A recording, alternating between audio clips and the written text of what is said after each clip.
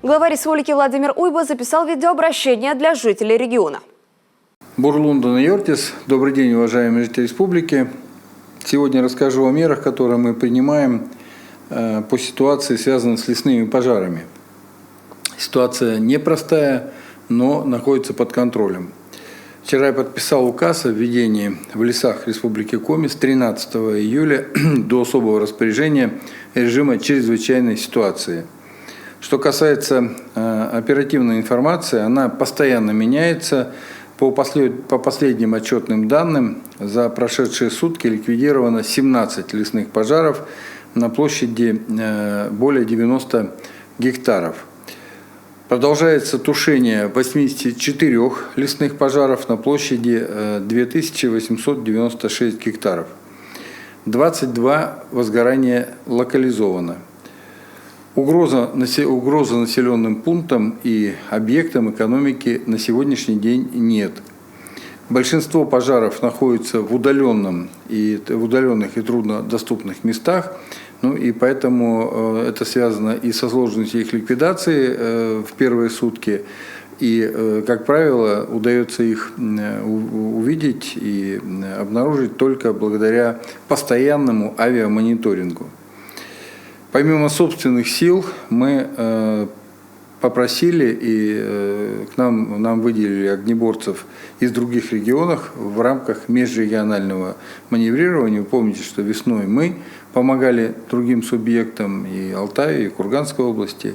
Но сейчас нам на помощь Коми леспожарному центру прибыли коллеги из Архангельской области, Республики Карелия, Республики Мариэл, и также из Федерального резерва, за что всем коллегам, губернаторам огромное спасибо. Всего на тушение лесных пожаров задействовано около 500 человек, то есть очень большая группировка. Теперь по причинам возгорания. По данным Коми леспожарного центра, 85% случаев причиной возгорания является грозовая деятельность. Мы вот вчера это просто наблюдали, что фронт грозы продвигался, и там, где он входил в свою максимальную стадию, где гремела гроза и метались молнии, там начиналось возгорание. И по мере того, как приходил фронт дождя, наоборот, возгорания были, в части самоликвидировались, или в части уже их начинали ликвидировать наши огнеборцы. Далее, 14% случаев возгорания произошло по вине людей. Поэтому, уважаемые жители республики, вот сегодняшнее объявление чрезвычайной ситуации с 13 июля в лесах Республики Коми – это вынужденная мера, потому что мы не можем дальше терять такое количество леса. И самое главное, мы очень смотрим за тем, чтобы пожар не перекинулся на поселки, на населенные пункты, на объекты экономики. Поэтому кто сегодня выходит в леса для сбора дикоросов, нужно проявлять максимальную осторожность в части пользования открытым огнем. А там, где вы видите, лежит бутылка стеклянная, которая является линзой, от которой тоже может быть возгорание, значит, нужно ее либо забирать с собой и утилизировать, либо ее закапывать, чтобы предмета вот этого возгорания от этой линзы не было. Поэтому прошу вас здесь тоже выступать такими добровольными помощниками наших огнеборцев. И 1% приходится на возгорание от линейных объектов, то есть максимальное количество – это, конечно, грозовая активность и наша неосторожность в лесу. Всего с начала пожарного сезона в Коми возникло 192 лесных пожара. Площадь, пройденная огнем, составила более 4000 гектаров. Это большая площадь, и понятно, что это наше достояние, наш лес, поэтому, конечно, нужно максимально помнить, если вы выходите в лес, о мерах пожарной безопасности. Ну и если вы обнаружили лесной пожар, то нужно немедленно звонить. Я сейчас назову прямую линию лесной охраны. Телефон бесплатный, сразу звонок бесплатный, вернее, сразу об этом говорю. Итак, номер телефона 8 800 100 ровно 94 00. Еще раз, 8 800 100 ровно 94 00.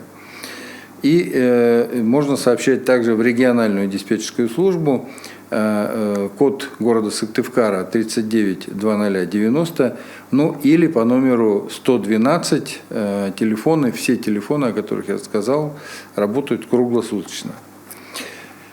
Еще одна тема моего видеообращения – это из мира спорта. Завтра в Сыктывкаре стартует 17-й республиканский сельский спортивный фестиваль. Второй этап Всероссийских сельских спортивных игр, и продлится этот фестиваль до 17 июля. Это одно из самых масштабных спортивных соревнований года, и оно проходит в рамках федерального проекта «Спорт. Норма жизни». Нацпроект «Демография». На площадках задействовано несколько региональных спортивных школ, это и первая, и вторая спортивная школа, а также на площадке Коми-республиканского агропромышленного техникума и республиканского лыжного комплекса имени Раисы Петровны Сметаниной. Участвуют в состязании 10 команд из Усть-Выми, Усть-Цильма, Кайгородок, Усть-Кулом, Сыктывдин, Ижма, Кнеш-Погост, Сысола, Карткирос и Ударские районы. Всего мы ожидаем более 200 участников, ну и кроме спортивных состязаний в программу включены соревнования дойеров, косарей и механизаторов. То есть участники покажут, насколько они могут справляться с навыками, необходимыми при ведении сельского хозяйства. Ну и недаром эти спортивные игры называются сельскими. Будут как личные, так и командные зачеты. Отмечу, что в Сыктывкаре этот фестиваль проходит впервые. В последний раз игры проводились в 2019 году в Усть-Вымском районе.